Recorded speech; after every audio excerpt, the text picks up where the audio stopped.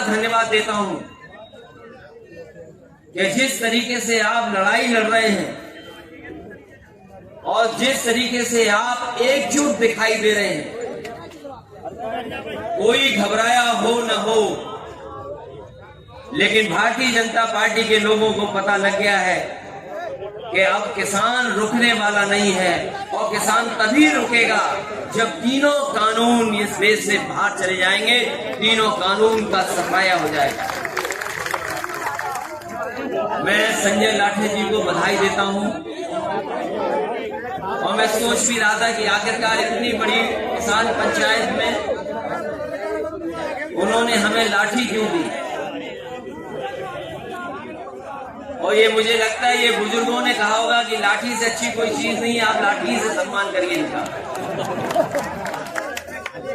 मैं बधाई देता हूं कि हमें लाठी दी, लेकिन हम और जयंत चौधरी जी दोनों नौजवान हैं, अभी लाठी की जरूरत नहीं है, अभी लाठी की जरूरत नहीं है। लेकिन जब आपने लाठी दे दी है तो कम से कम हम दोनों लोग ये जानते हैं कि लाठी कहां चलानी है।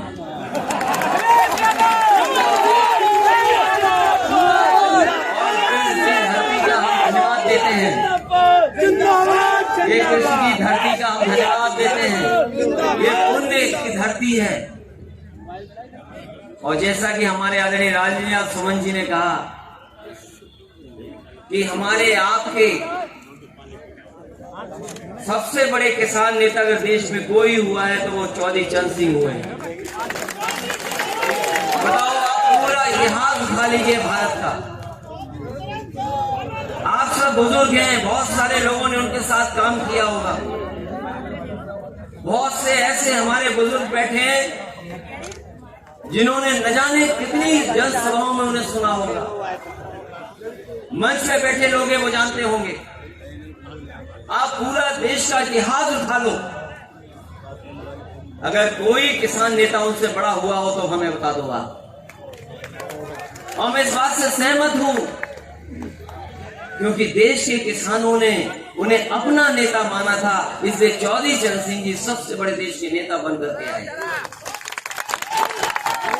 और आज सबसे ज्यादा जरूरत भी इस बात की है, ये जरूरत सबसे ज्यादा इस बात की है कि हमारा किसान खुशहाल हो, और किसान तब तक खुशहाल नहीं होगा जब तक किसान की बात करने वाले दल सत्ता में नहीं होंगे। ये जो भारतीय जनता पार्टी के लोग हैं वो हमारे आपके जनप्रतिनिधि नहीं हैं, इनका एक एक फैसला उठा करके देखो। हम यहाँ बुजुर्ग जितने बैठे, जितने सभा में लोग हैं, याद कीजिए जब नोटबंदी की थी, हमने आपने सबने भरोसा कर लिया कि ये फैसला है जिससे भ्रष्टाचार और काला धन वापिस आ जाएगा, भ्रष्टाचार खत्म हो जाएगा, काला धन वापिस आ जाएगा, सबने भरोसा कर लिया। बताओ आज कितने साल गुजर गए हैं, कौन सा काला धन वापिस आ गया बताइए आप। और जीएसटी जो लागू की गई, जीएसटी कानून,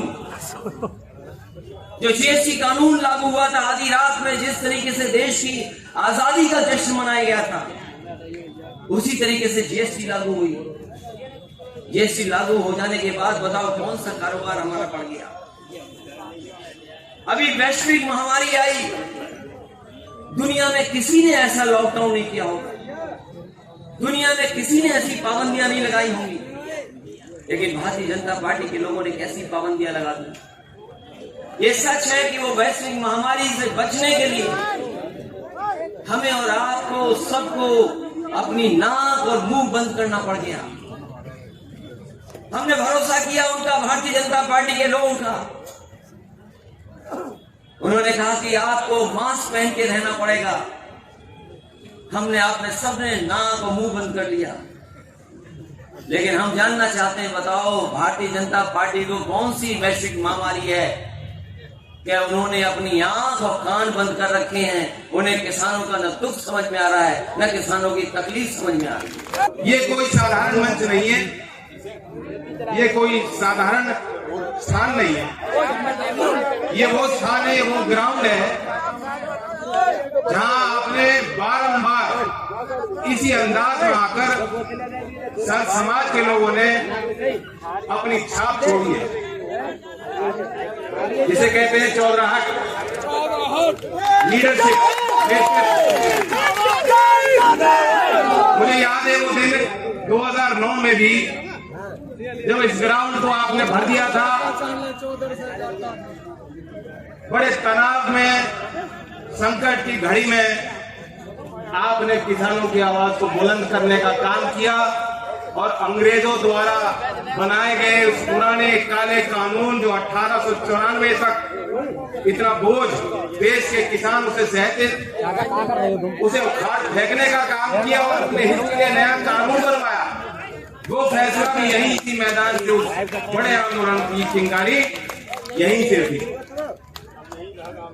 तो इसी ग्राउंड पे कुछ दिन पहले मैं भी आया था, किसान पंचायत हुई थी।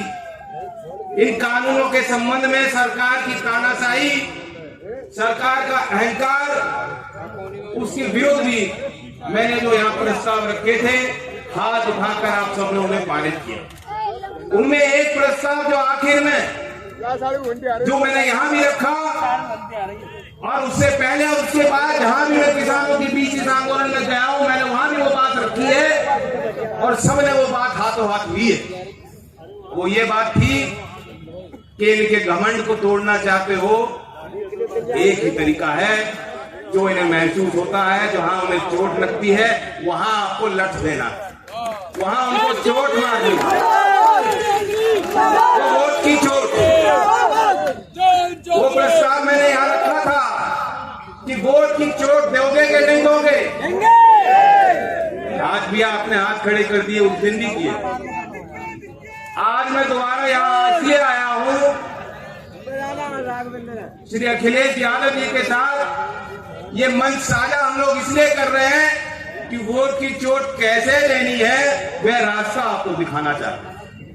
ये रास्ता है चौधरी चरण सिंह जी, पुरानी खोई आपकी जो ताकत थी वह आपकी ताकत थी। अगर उसे हासिल करना चाहते हो, अभी जो आंदोलन चल रहा है आप भी इस चीज को देख रहे होंगे, इसमें कोई जात पात का सवाल नहीं है। जो रामजी लाल सुमन जी ने बेखूबी बात कही, मैं भी वो दिन देखना चाहता हूं। मैं भी उस समाज की कल्पना करता हूं जहां मतदान करने में जब आप जाएं तो आपके जीविका से जुड़े अहम मुद्दों को आप जहन में रखें, दिमाग में रखें और मतदान करें। लड़ने वाले की जात की खोज ना करें। मैं भी उन दिन देखना चाहता हूं कि अखिलेश यादव जी मथुरा से चुनाव लड़े और मैं गाजीपुर से चुनाव लड़ूं।